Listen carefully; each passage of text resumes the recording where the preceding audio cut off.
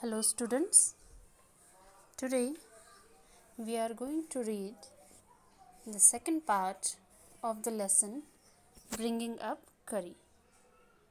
Okay, in the previous video we had learned that curry is a name of an elephant who is only 5 months older when he was given to the narrator. Narrator और करी साथ साथ में बड़े हुए और एक दिन करी ने एक डूबते हुए बच्चे की जान बचाई। ये हमने फर्स्ट पार्ट में देखा था। Now we will start second part. Kari was like a baby. He had to be train to be good and if you did not tell him when he was naughty he was up to more mischief than ever. Mischief means शरारती। तो करी भी एक बच्चे के जैसे था कि उसे गुड हैबिट्स और बैड हैबिट्स के बीच में डिफरेंस बताने के लिए जब कभी भी वो कुछ नॉटी काम करता था तो उसे रोकना पड़ता था, क्योंकि अगर हम ऐसा नहीं करेंगे तो वो दिन ब दिन और ज़्यादा शरारती होता जाएगा। For example, for instance means example के लिए, एक बार क्या हुआ, somebody gave him some bananas to eat and very soon he developed a great love for ripe banana. एक दिन किसी ने उसे केले दिए और करी को वो केले बहुत अच्छे लगे और उसको केले बहुत ज़्यादा पसंद आ गए। We used to keep a large plate of fruit on the table near the window in the dining room. हम लोग डाइनिंग रूम में एक प्लेट पे फल रखते थे खिड़की के पास में। One day all the bananas on the table disappeared. एक दिन सारे के सारे जो केले थे वो गायब हो गए। ठीक है। And my family blame the servant for eating all the fruits in the house.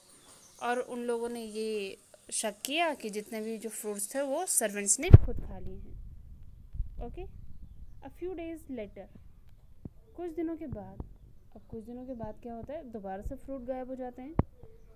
And this time the blame was put on me. इस बार जो ब्लेम था वो मेरे ऊपर लगाया गया।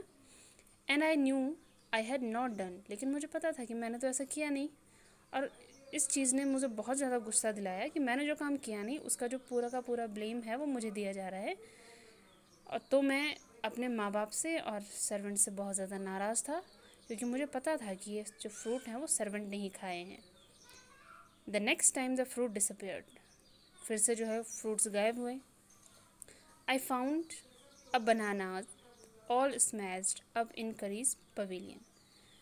अब क्या हुआ, एक दिन जो राइटर है वो करी के पवेलियन में गया, जहाँ वो रहता था छप्पर में। वहाँ गया तो उसने देखे कि सारे कुछ केले जो है वहाँ पे स्मैश यानी कि पिचके हुए, कुचले हुए वहाँ पे पड़े हुए हैं। ये देख कर के मैं काफ़ी सरप्राइज़ हुआ, क्योंकि मुझे पता था कि जो करी था वो तो फ्रूट्स कभी खाता नहीं था। जैसा कि हमें पता था कि वो तो हमेशा जो है टहनियाँ ही खाता था, ट्विक्स खाता था। Next day while I was sitting in the dining room wondering whether I should take some fruit from the table without my parents' permission. एक दिन मैं डाइनिंग रूम में टहल रहा था और ये सोच रहा था कि क्या मैं बिना परमिशन के जो ये फ्रूट्स हैं उन्हें खा लूँ।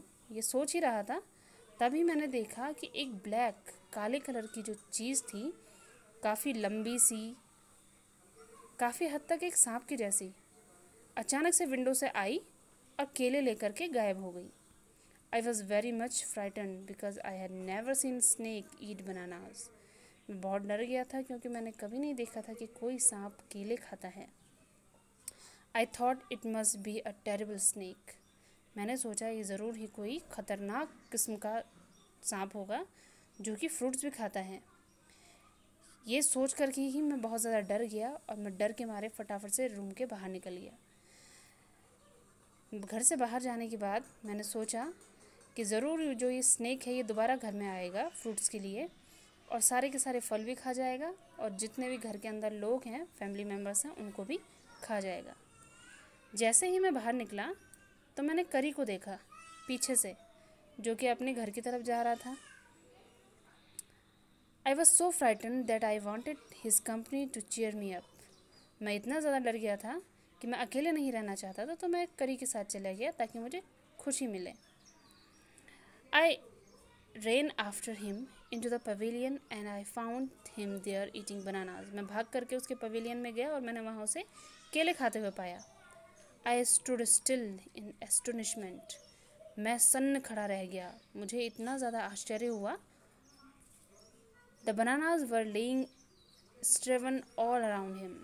उसके चारों ओर बनानास केले बिखरे हुए पड़े थे. He stretched out his trunk and reached for one far away from where he was standing. तभी मेरे पास में एक केला था तो करी ने अपनी सूंड को लंबा किया और उस केले को उठा लिया.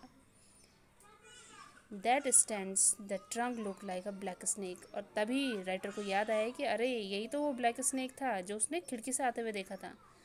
अब उसे रियलाइज़ हो गया कि जो चोर है वो करी है. करी ही सारे के सारे बनानास चुरा रहा है. I went to him, pulled him out by his ear. अब मैं उसके पास गया, मैंने उसे कान से खींचा और घर ले गया और खुशी खुशी अपने माँ बाप को बताया कि ये सारे के सारे फ्रूट्स तो करी चुरा रहा था, जो कि कई हफ्तों से जो हमारे फ्रूट्स गायब हो रहे थे. Then I scolded him. Scolded means डांटना. तब मैंने उसे डांटा. और आपको पता है जो एलिफेंट्स होते हैं वो हमारे शब्दों को समझते हैं. वो समझते हैं कि कब हम उन्हें डांट रहे हैं और कब हम उन्हें प्यार कर रहे हैं. सो मैंने कहा next time I see you stealing fruits I will be whipped. अगली बार अगर मैंने तुम्हें चोरी करते हुए देखा तो तुम्हारी खूब पिटाई होगी. और करी को भी पता था कि मैं उससे नाराज़ हूँ और उसे डांट पड़ रही है. और करी को ये भी पता था कि मैं भी नाराज़ हूँ, पेरेंट्स भी नाराज़ है, यहाँ तक कि जो सर्वेंट्स हैं वो भी उससे नाराज़ हैं. His pride was so injured. अब उसे काफ़ी ठेस पहुंची, उसके दिल को, करी के दिल को काफ़ी ठेस पहुंची. और उसके बाद से उसने कभी भी डाइनिंग रूम से या कहीं से भी फ्रूट्स को बिल्कुल नहीं चुराया. और उसके बाद से अगर कोई उससे कुछ खाने को देता था तो वो खुशी से उसको स्क्वील्ड यानी कि आवाज़ करता था जैसा हाथी आवाज़ करते हैं और उनको थैंक कहता था. एक हाथी, an elephant is willing to be punish for having done wrong. एक हाथी को भी पता होता है कि जब उसने गलत किया होता है तो वो चाहता है कि उसे सज़ा मिले. लेकिन अगर आपने हाथी को बिना किसी रीज़न के पनिश किया तो फिर वो इस बात को हमेशा याद रखेगा और उसका बदला आपसे ज़रूर लेगा अपने तरीके से. Okay. An elephant must be taught when to sit down, when to walk, when to go fast and when to go slow. अब एक हाथी, छोटा बच्चा, उसको ये सिखाना बहुत ज़्यादा इम्पॉर्टेंट होता है उसके मालिक को कि कब उसे तेज़ चलना है, कब उसे रुकना है, कब उसे आराम से चलना है, जैसे कि हम एक बच्चे को सिखाते हैं. सो हाथी को सिखाने के लिए इफ़ यू से धत and pull him by the ear, अगर हम धत कहते हैं और उसके कान को खींचते हैं तो वो उसे ये सिखाता है कि अब उसे बैठना है.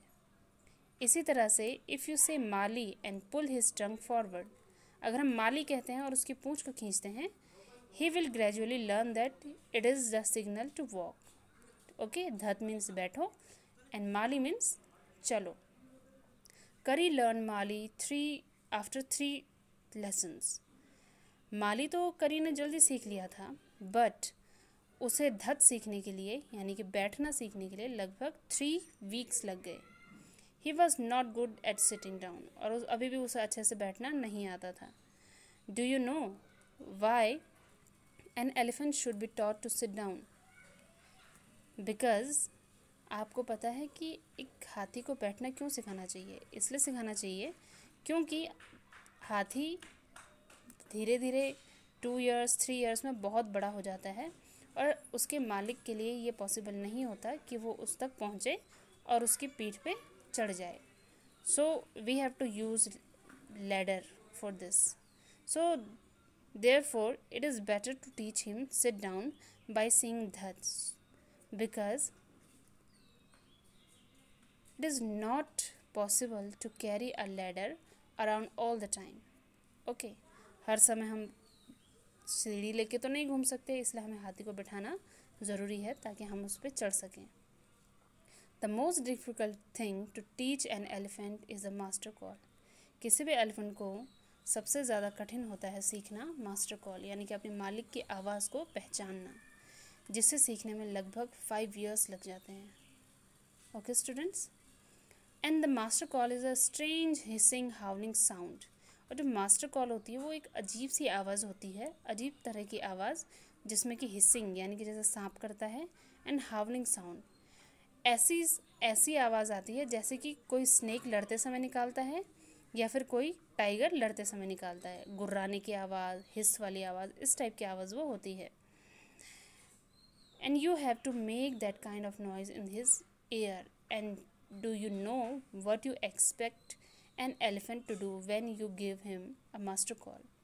सो हम ये चाहेंगे कि हम चाहे कितने भी दूर हों, अगर हम मास्टर कॉल दें तो हमारा जो एलिफेंट है वो हम तक आसानी से पहुंच जाए। इसलिए मास्टर कॉल सिखाना एक हाथी को बहुत ज़्यादा इम्पॉर्टेंट होता है।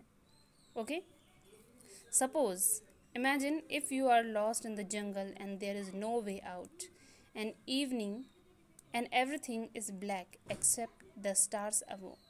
अगर आप किसी जंगल में फंस गए जहाँ की कोई रास्ता ही नहीं है, चारों ओर अंधेरा है, सिर्फ और सिर्फ स्टार्स की रोशनी है, तो आप ऐसी जगह पर रहना तो चाहेंगे नहीं। ओके, सो इस कंडीशन में आप निकलने के लिए एक बहुत अच्छा रास्ता है। The only thing to do then is to give master call. आपको मास्टर कॉल देनी है, और जैसे ही आपका हाथी उस मास्टर कॉल को सुनेगा, the only thing to do the elephant pull down the tree in front of him with his trunk. तो हाथी क्या करता है, जैसे ही मास्टर कॉल सुनता है, उसके सामने रास्ता हो या ना हो, वो अपने सामने आने वाले सारे पेड़ों को उखाड़ उखाड़ के रास्ता बना लेता है, जिसे देख करके कि जानवर डर जाते हैं, जैसे कि मंकीज़ हैं या फिर जो अदर एनिमल्स जो जंगल में रहते हैं वो डर जाते हैं। As the tree comes crashing down monkey wake from their sleep and run from branches to branches. ये देख करके जो मंकी जो कि पेड़ों पे सोए होते हैं वो देख करके डर जाते हैं। You can see them in the moonlight and you can almost see the stag running in all the direction below. और तब आप देख सकते होंगे स्टैग, स्टैग मीन्स हिरन, अ काइंड ऑफ हिरन। तो वो हिरन भी जो है डर के मारे चारों ओर भागने लगेंगे। You can hear the growl of the tiger in the distance. Even he is frightened. Then the elephant pulled down the next tree. इसी दौरान आप हो सकता है कि आप शेर के गुर्राने की, बाघ के गुर्राने की आवाज़ भी सुने, लेकिन वो भी जो है एक सेफ डिस्टेंस में रहेगा, क्योंकि वो किसी ऐसे हाथी से उलझना कभी नहीं चाहेगा जो कि बहुत ज़्यादा गुस्से में है। And the next soon you will find that he has made a road right through the jungle straight to your house. तब वो आप देखेंगे कि जहाँ आप हैं वहाँ से वो सीधे सीधे आप तक या आपके घर तक के लिए वो रास्ता बना देता है। Okay students, I hope you enjoy the story. This story is all about elephant, the nature of elephant and how to teach them many things. This story is written by Dhan Gopal Mukherjee from Curry the Elephant. Okay students, have a nice day. Thank you.